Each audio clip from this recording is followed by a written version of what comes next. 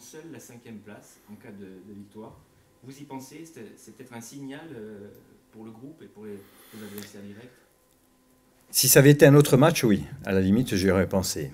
Aujourd'hui, je reviens sur la particularité de cette rencontre. On l'aborde avec...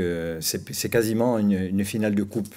C'est-à-dire qu'il faut l'aborder de cette manière-là. Le vainqueur sera très fier d'avoir gagné, sera très fier pour ses supporters, voilà, pour la ville. Donc,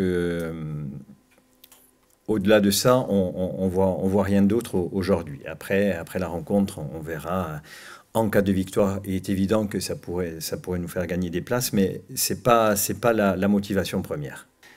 L'année de la montée, on avait perdu les 2 derbies. Bon, ça ne nous avait pas empêché de monter, mais quelque part, au niveau du sentiment de fierté, on en prend un coup. Eux ont perdu le match aller, ils ont envie de gagner le match retour.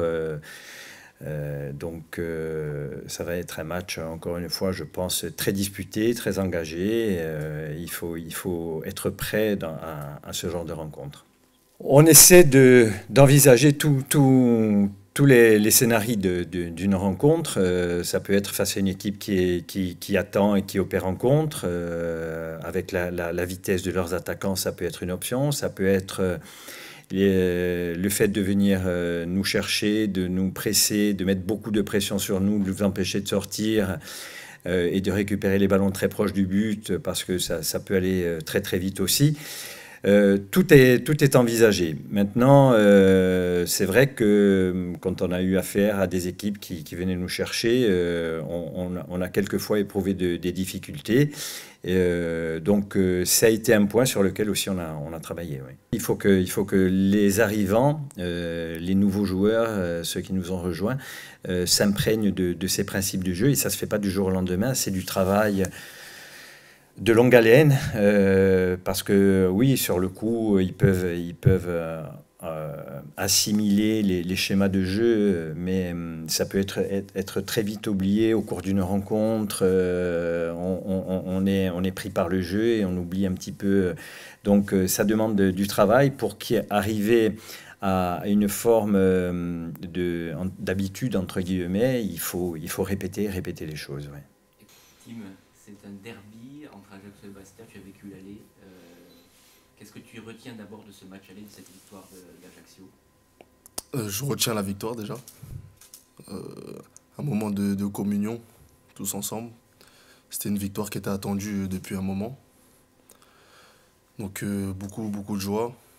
On sent que sur des victoires comme ça unit un groupe, ça unit un club, une ville.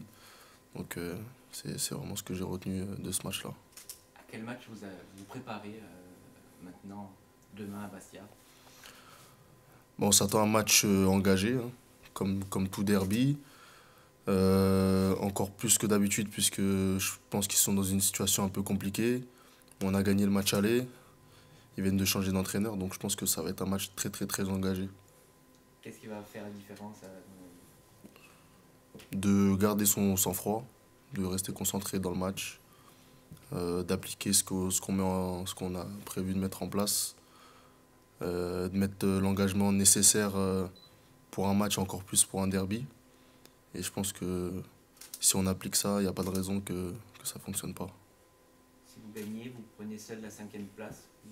Vous y pensez Non, pas spécialement. Comme on le répète depuis un moment, on veut d'abord s'occuper du maintien avant de s'occuper de ce qui se passe devant nous. Prendre les matchs les uns après les autres. Donc ça passe par un résultat positif dès demain.